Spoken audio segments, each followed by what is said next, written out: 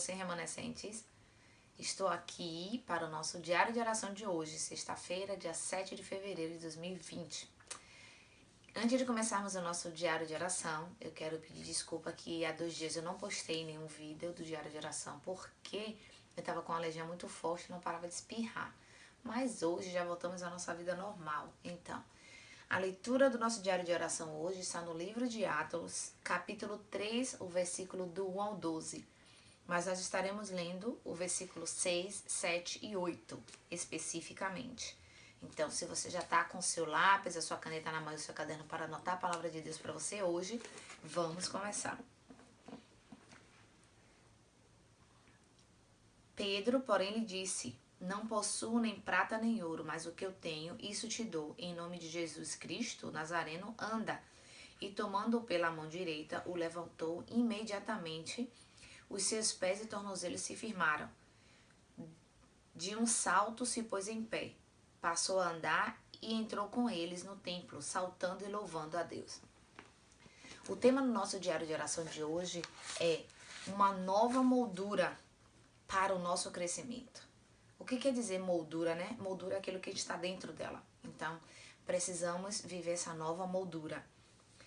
As pessoas no mundo estão presas às molduras antigas, às molduras do mundo.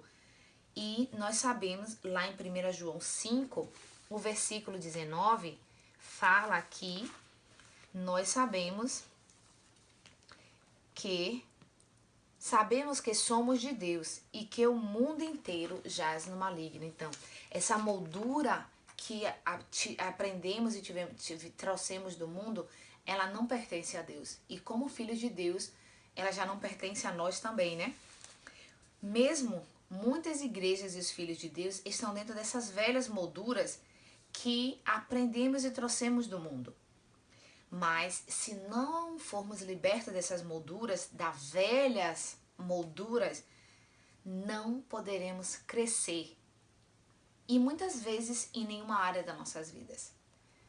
A primeira área que nós precisamos de crescimento como cristão, como quem retornou a Deus e passou a ter um relacionamento com Deus e está sendo restaurada a promessa de Gênesis 1, 27 e 28, que nós somos a descendência e devemos governar e desfrutar de tudo aquilo que Deus fez, é o crescimento espiritual. Uma vez que nós recebemos a Cristo, nós temos que crescer espiritualmente, porque hoje nós já não somos mais cegos espiritualmente, mas nós podemos ver com os nossos olhos espirituais. Então nós temos que cultivar esse poder espiritual em nossa vida, através da palavra, oração, evangelismo e meditação. Para quê? Para que a gente possa ver as pessoas, ver as situações e também ver a nossa vida com os olhos espirituais. Para saber diferenciar qual é a ação de Satanás que governa o mundo, que o mundo jaz no maligno, e qual é a ação de Deus e como temos que viver como filhos de Deus. A segunda coisa que nós temos que crescer e desenvolver é o poder emocional, controlar o nosso pensamento e agir com a nossa razão. Nós temos que controlar o nosso emocional, não ver tudo com as emoções, mas ver com os olhos espirituais e poder controlar as nossas emoções. Também os nossos pensamentos, temos que controlar nossos pensamentos, porque a gente não tem que ouvir e crer tudo que as pessoas falam. Nós temos que ouvir e crer no que a palavra e o que Deus fala para conosco. E a outra coisa é usar a nossa razão e não apenas a fé. Nós temos que ter um balanço, porque Deus, ele não é um Deus sem razão, ele não criou pessoas alienadas. Existe a razão que ele nos deu, que é o pensamento, o poder de decisão, e nós temos que colocar um equilíbrio, assim, as duas coisas. Claro que nós não vivemos pelo que vemos, mas vivemos pela fé. E tem uma razão pela qual nós vivemos pela fé, porque Deus nos prometeu isso. A criação revela a glória de Deus.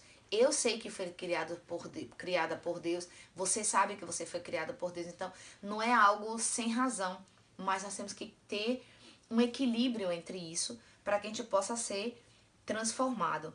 A terceira coisa que nós precisamos desenvolver e deixar crescer é o nosso poder físico, cuidar da nossa saúde, cuidar do nosso corpo, porque todas essas coisas têm que estar junto, né?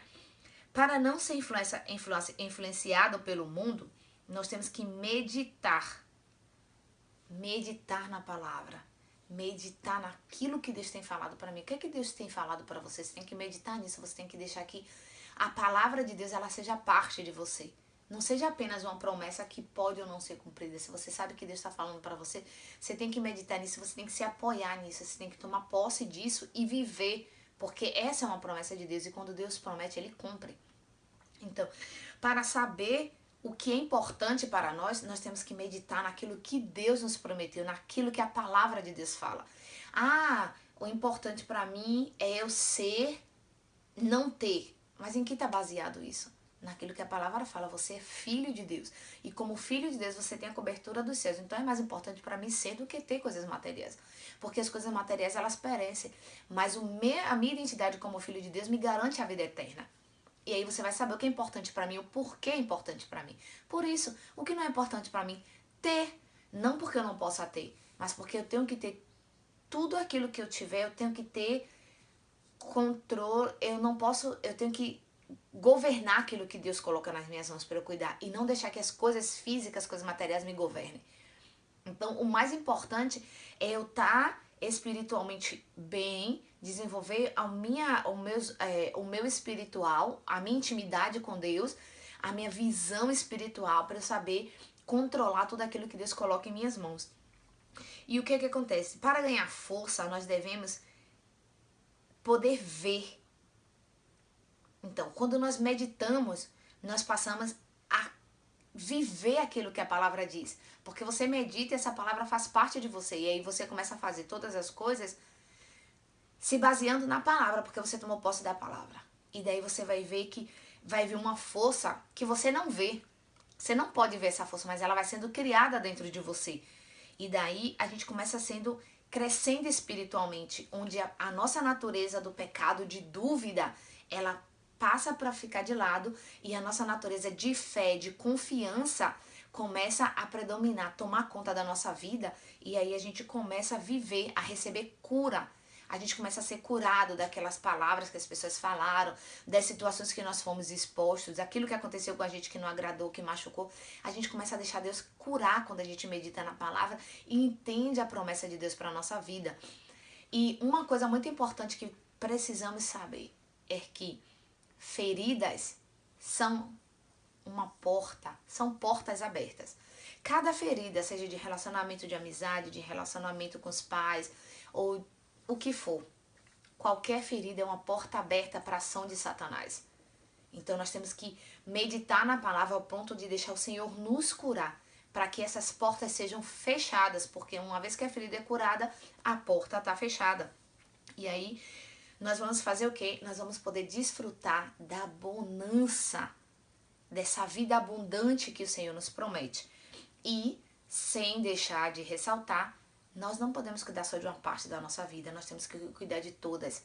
O espiritual, o emocional, guardar nossos pensamentos no Senhor, ouvir, agir com a razão também, pensar um pouco antes de fazer as coisas, analisar antes de fazer as coisas, não usar a fé de uma forma inconsciente, de uma forma irresponsável, para que a gente possa desfrutar daquilo que Deus tem para nós e principalmente cuidar do templo do Espírito Santo. Evitar comer comidas que não são saudáveis, evitar ficar sentado o tempo inteiro. Você, adolescente, você precisa fazer exercício para produzir hormônios que traz satisfação.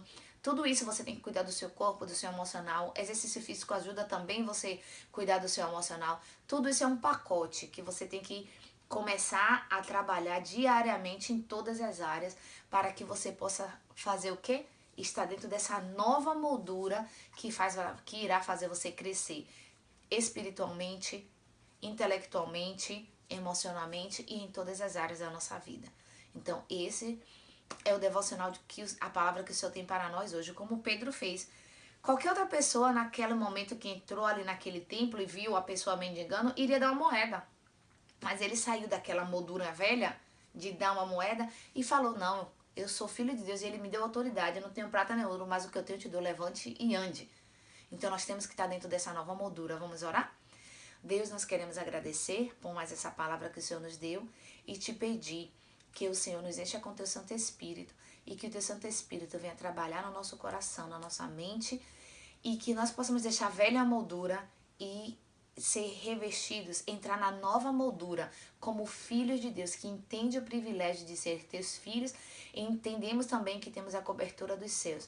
Guarda nossas mentes e nossos corações em Ti e que o Senhor possa nos liderar, e o Teu Santo Espírito possa nos guiar no caminho da verdade e que nós possamos viver a cada dia para a louvor e glória do Teu nome. Em nome de Jesus o Cristo nós oramos e agradecemos. Amém.